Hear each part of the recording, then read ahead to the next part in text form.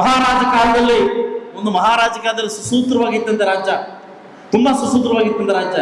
But ಆ ರಾಜ ಅನ್ಕೊಂಡಂತೆ ನನ್ನ ರಾಜ್ಯ ಸುಖ ವೈಭವವಾಗಿದೆ ಅಂತ, ಎಲ್ಲಾ ಪ್ರಜೆಗಳು ಚೆನ್ನಾಗಿದ್ದಾರೆ, ನನ್ನ ರಾಜ್ಯ ಚೆನ್ನಾಗಿದೆ ಅನ್ಕೊಂಡಿದ್ರು.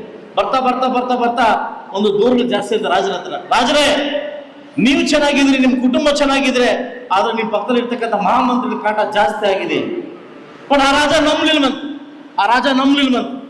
ಬಹುಶಃ ಆ ರಾಜ ಅನ್ಕೊಂಡಿತ್ತು ನನ್ನಿಂದ ಚೆನ್ನಾಗಿದೆ ರಾಜ್ಯ ಅನ್ಕೊಂಡು.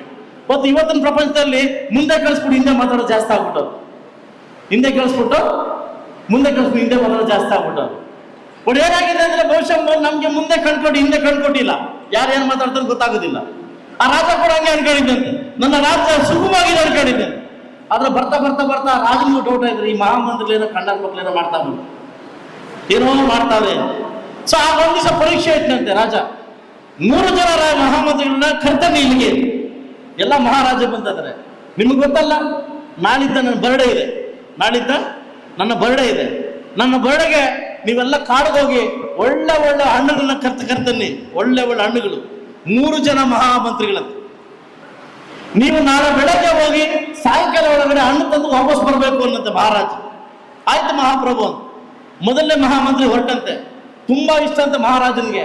ಆ ಮಹಾರಾಜ ಏನೇನ್ ತಿಂತಾನ ಎಲ್ಲ ಹಣ್ಣುಗಳನ್ನ ಅವನೇ ಸ್ವತಃ ಹೋಗಿ ಕೊಯ್ದು ತಂದು ತನ್ನಂತೆ 5 ಗಂಟೆಗೆ. 2ನೇ ಮಹಾಮಂತ್ರಿ, ನಾವು ಆ ಮಹಾಮಂತ್ರಿ ಮಹಾರಾಜಗೆ ನನ್ನ ಹಣ್ಣನ್ನು ಕಮ್ಮಿ ಬರುತ್ತಾ, ಯಾವ್ದಾದ್ರೆ ತಗೊಂಡು ಹೋಗೋಣ, ಸಿಕ್ಕಿದ್ದು ಬಕ್ಕಿದ್ದು ಎಲ್ಲ ಬಾಚ್ಕೊಂಡು ಹಾಕೊಂಡು. ಈ 3ನೇ ಮಹಾಮಂತ್ರಿ, ನಾವೇನ್ ತಗೊಂಡೋಗ ಮಹಾತ್ಮ ನೋಡ್ತಾನೆ ಅಂದ್ಬಿಟ್ಟು ಅದು ತುಂಬ ಕಲ್ಲು ಹಾಕೊಂಡು ಹೋಗ್ತಾನೆ, ಬ್ಯಾಗ್ ತುಂಬ ಕಲ್ಲು ಹಾಕೊಂಡು ಹೋಗ್ತಾನೆ. 5 ಗಂಟೆಗೆ ಹಾಜರಾದ್ರಂತೆ ಮಹಾಮಂತ್ರಿಗಳೆಲ್ಲ ಮಹಾರಾಜನ ಹತ್ರ. ಆ ಮಹಾರಾಜ ಚೆಕ್ ಮಾಡ್ಲಿಲ್ಲಂತೆ. ಮಹಾರಾಜ, ನಿನ್ನ ಹುಡುಗರ ತಂದಿದ್ವಿ, ಯಾರಲ್ಲಿ? ಸೇನಾಧಿಪತಿಗಳೇ, ಇವನ್ ತಗೊಂಡು ಜೈಲಿಗೆ ಹಾಕಿ. ಎಷ್ಟು ತಿಂಗಳು? 1 ತಿಂಗಳು ಜೈಲಿಗೆ ಹಾಕಿ. ಅದು ಪರೀಕ್ಷೆ. ಆ ಜೈಲಿಗೆ ಹಾಕಿದ್ರಂತೆ. ಇನ್ನೊಂದು ಸಂದೇಶ ಮಾಡಿದಂತೆ, ಯಾವುದೇ ಕಾರಣಕ್ಕೂ 1 ತಿಂಗಳಿಗೆ ಊಟ ಕೊಡಬೇಡಿ, ಯಾಕಂದ್ರೆ ಅವ್ರು ತಂದಿರ್ತಕ್ಕಂಥ ಹಣ್ಣುಗಳನ್ನ ಅವರೇ